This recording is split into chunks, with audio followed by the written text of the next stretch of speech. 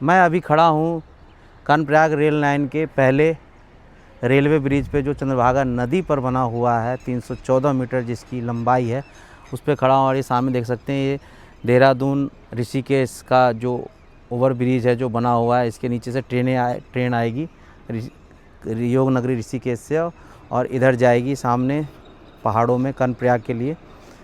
तो मैं आपको बताना चाहता हूँ कि जो आप बस से जो केदारनाथ 225 किलोमीटर की दूरी आप लोग 8 घंटे से 10 घंटे लगते हैं आपको बाय रोड, बाय कार से।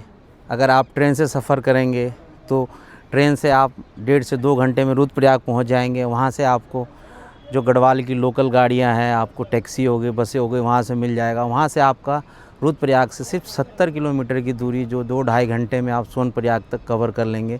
फिर वहाँ से आप लोग पैदल यात्रा केदारनाथ के लिए शुरू करेंगे, चाहे आप हेलीकॉप्टर से जाना चाहे जो भी घोड़ा खच्चर है उससे जाना चाहे। तो आपका देखिए समय कितना बच रहा है कि यहाँ से आप 1.5 घंटे में, आप 90 मिनट में आप रुद्रप्रयाग पहुँच जाएंगे। जो 4 से 5 घंटे लगता है रुद्रप्रयाग पहुँचने में, 5 घंटे कम से कम लगता है, वो आप 1.5 घंटे में पहुँच जाएंगे। सीधे आपको 3.5 घंटा आपको यहाँ बचेगा। फिर आप वहाँ से जाएंगे, वहाँ से रुद्रप्रयाग से आप सोनप्रयाग 2 से 2.5 घंटे में पहुँच जाएंगे। तो आपको 4 घंटे में, लगभग 3 से 4 घंटे में आप सोनप्रयाग पहुँच जाएंगे और वहाँ से अपना केदारनाथ धाम की यात्रा शुरू कर सकते हैं। तो रेल लाइन योजना के लगने से सीधे आपको शुरू होने से 5 घंटे, मतलब 4 घंटे से 5 घंटे का आपको बचत होगा। तो ये बद्रीनाथ की जो दूरी है वो भी आपको कम हो जाएगी, 119 किलोमीटर हो जाएगी। आप वहाँ कर्णप्रयाग उतरेंगे, कर्णप्रयाग आप 2 घंटे में चले जाएंगे, 120 मिनट में आप लोग यहाँ से चले जाएंगे, 2 से 2.5 घंटे में। फिर वहाँ से आप 119 किलोमीटर की दूरी आप वहाँ ट्रैकर से, सुमो से, वहाँ के बसों से कर सकते हैं। तो आपका वहाँ भी समय बचेगा। कर्णप्रयाग जाने में लगभग 8 घंटे का समय, 7 से 8 घंटे का समय लग जाता है। तो वो दूरी भी आपको 2 घंटे में आप कर्णप्रयाग पहुँच जाएंगे, 2 से 2.5 घंटे में। फिर वहाँ से आप 119 किलोमीटर की जो 3-3.5 घंटे आपको लगेंगे, वहाँ से आप बद्रीनाथ धाम दर्शन करके आप सेम डे में आप बद्रीनाथ का दर्शन सुबह जाएंगे। अगर आप 4 बजे जाते हैं तो शाम को दर्शन करके आप लोग वापस बाय ट्रेन से ही ऋषिकेश, योग नगरी ऋषिकेश आ सकते हैं। तो ये योजना बहुत महत्वाकांक्षी योजना है हमारे उत्तराखंड के लिए।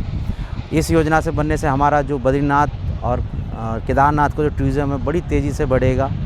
और भविष्य में सरकार की योजना है कि इसको चारों धाम से जोड़ा जाए, केदारनाथ तक ले जाया जाए, बद्रीनाथ तक ले जाया जाए, गंगोत्री यमुनोत्री तक ले जाया जाए। सहारनपुर से देहरादून का भी रेल लाइन का सर्वे चल रहा है अभी। तो वहाँ से भी होने से भी बहुत सी चीज़ें हैं, बहुत सी गाड़ियाँ हैं, वहाँ से आ जाएंगी। फिर वहाँ से बरकोट जाने के लिए जो यमुना घाटी, उधर से आपको यमुनोत्री जाने में बहुत दिक्कत नहीं होगी।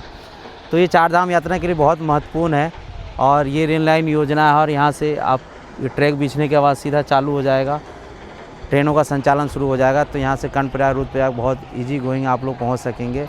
और 4 धाम यात्रा बड़ी तेज़ी से यात्री दर्शन करेंगे। जैसा अभी भीड़ लगता है तो भीड़ नहीं लगेगा, जल्दी से दर्शन करके आप यात्री ट्रेनों के माध्यम से रुद्रप्रयाग, कर्णप्रयाग से वापस ऋषिकेश आ सकें। यहाँ से ऋषिकेश आने के बाद यहाँ से जो अन्य गंतव्य के लिए जो ट्रेनें हैं यहाँ संचालित होती हैं, चाहे राजस्थान के लिए, चाहे दिल्ली के लिए, यूपी के लिए, बिहार के लिए, वो यहाँ से संचालित होती है। गुजरात के लिए, अहमदाबाद के लिए आप यहाँ से जा सकते हैं।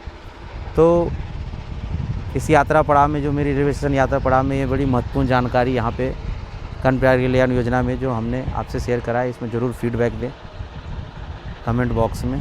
धन्यवाद।